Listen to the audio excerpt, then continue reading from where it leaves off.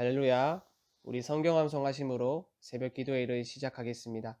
너희는 사도들과 선지자들의 터 위에 세우심을 입은 자라. 그리스도 예수께서 친히 모퉁이 돌이 되셨느니라. 그의 안에서 건물마다 서로 연결하여 주 안에서 성전이 되어가고 너희도 성령 안에서 하나님이 거하실 처소가 되기 위하여 그리스도 예수 안에서 함께 지어져 가느니라. 아멘. 하나님의 말씀은 누가복음 6장 39절에서 49절까지의 말씀입니다. 제가 읽을 때에는 46절에서 49절까지 읽도록 하겠습니다. 너희는 나를 불러 주여 주여 하면서도 어찌하여 내가 말하는 것을 행하지 아니하느냐.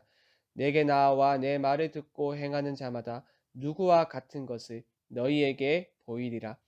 집을 짓되 깊이 파고 주추를 반석 위에 놓은 사람과 같으니 큰 물이 나서 탕류가 그 집에 부딪히되 잘 지었기 때문에 능히 요동하지 못하게 하였거니와 듣고 행하지 아니하는 자는 주추 없이 흙 위에 집 지은 사람과 같으니 탕류가 부딪힘에 집이 곧 무너져 파괴됨이 심하니라 하시니라.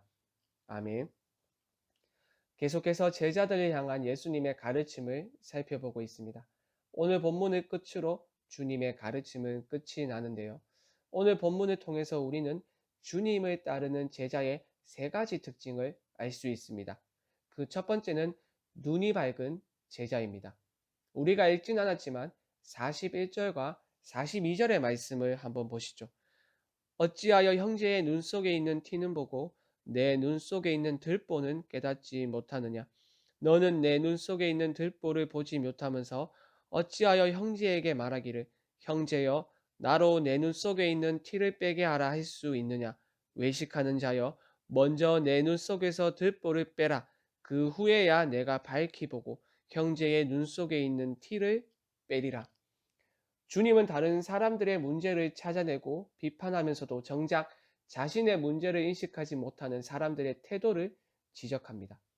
주께서 말씀하신 티는 들보에 비해 아주 사소한 문제에 해당합니다. 들보는 지붕을 지탱하는 석가래이므로 티와는 비교할 수 없을 정도의 아주 작은 크기입니다.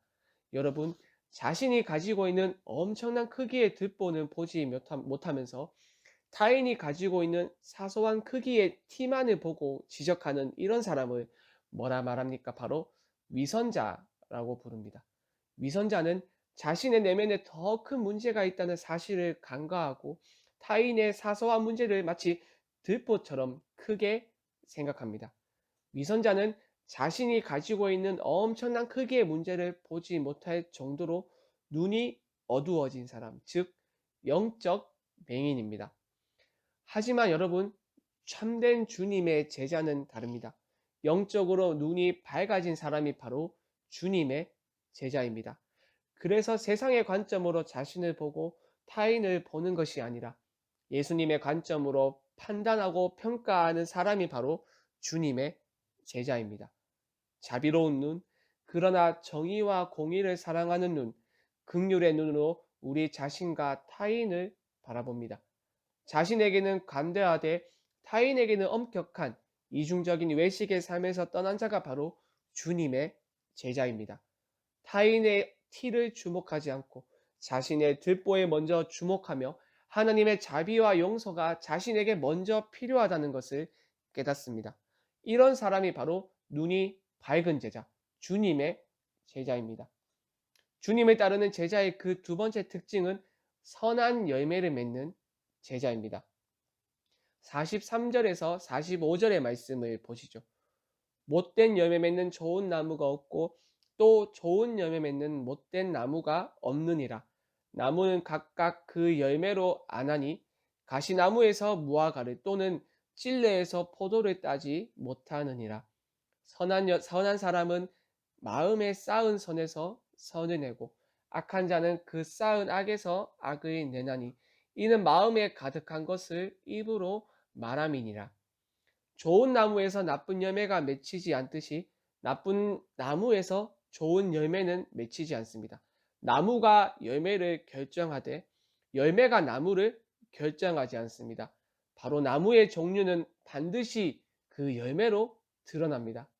가시나무에서 무화과 나무가 맺힐 수 없고 찔레나무에서 포도 열매가 맺힐 수 없는 것처럼 선한 사람은 마음에 쌓은 선에서 선을 내고 악한 자는 그 쌓은 악에서 악을 냅니다. 왜냐하면 속에 쌓은 것은 반드시 밖으로 표출되기 때문입니다.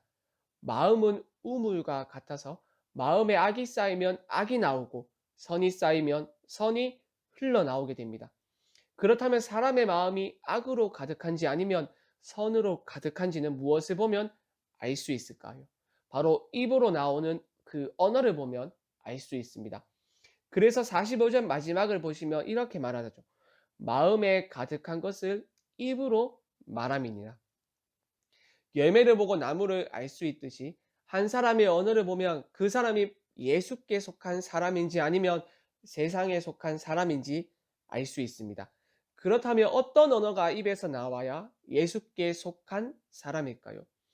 예수님처럼 낮은 자를 긍휼로 대하는 언어입니다. 비판하고 정죄하기보다 사랑의 말을, 죽이는 말보다 살리는 말입니다. 예수님이 자신의 사명을 말씀하신 나사렛 선언을 한번 떠올려 보십시오. 그것처럼 속박과 눌림 가운데 살아가는 사람들을 불쌍히 여기고 존중하는 말로 대하는 것이 바로 예수께 속한 사람의 언어인 것입니다. 그렇다면 마지막으로 주님을 따르는 제자의 세 번째 특징은 듣고 행하는 제자입니다. 우리가 함께 읽었던 말씀을 보시면 46절에서 주님은 이렇게 말씀하십니다.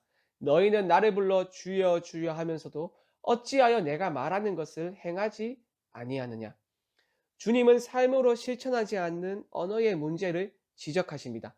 만약 예수님을 주여 주여라고 부르면서 실제로는 주님의 가르침과 그 삶을 따르지 않는다면 주여라고 외친 그 사람의 말은 거짓입니다. 특히 주님을 경배의 대상인 주라고 부르면서 그분의 뜻과 상관없이 행동하는 사람은 명목상 신자에 불과합니다.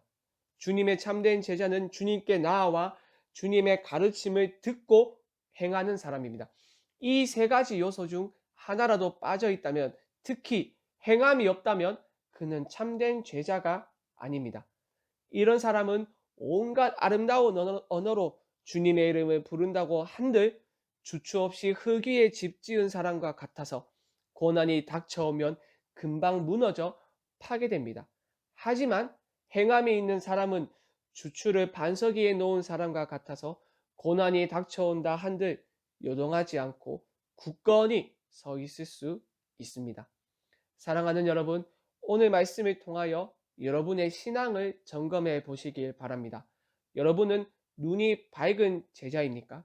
그래서 타인의 티가 먼저 보이는 것이 아니라 자신의 득보가 먼저 보이는 사람입니까? 여러분은 선한 열매를 맺는 제자입니까?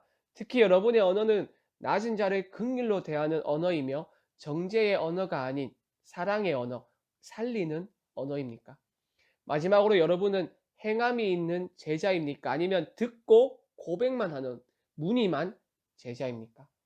여러분의 신앙을 점검하며 오늘 우리가 살펴보았던 참된 제자의 모습이 여러분 모두에게 나타나며 우리 주님의 인격을 점점 닮아가는 참된 제자로 세워져 가는 여러분들이 되길 바랍니다. 우리 함께 말씀 생각하며 합심으로 기도하겠습니다. 주님의 참된 제자가 되길 원합니다. 눈이 밝은 제자, 선한 열매를 맺는 제자, 행함이 있는 참된 제자가 될 수 있도록 우리를 붙들어 주시옵소서. 월요일은 다음 세대를 위하여 기도하는 날입니다. 우리 다음 세대에게 특별한 은혜를 부어 주시옵소서. 하나님을 아는 지식 안에서 자라가며 하나님의 나라와 하나님의 의를 먼저 구하는 참 신앙인들로 세워 주시옵소서. 마지막으로 코로나로 어려움을 겪고 있는 사람들을 지켜주시고 환자들을 치료하여 주시고 자가격리 중인 가정을 보호하여 주시옵소서. 이 외에도 각자의 기도 제목을 가지고 하나님께 자유롭게 기도하시면 되겠습니다. 주님의 이름을 한번 부르고 자유롭게 기도하겠습니다.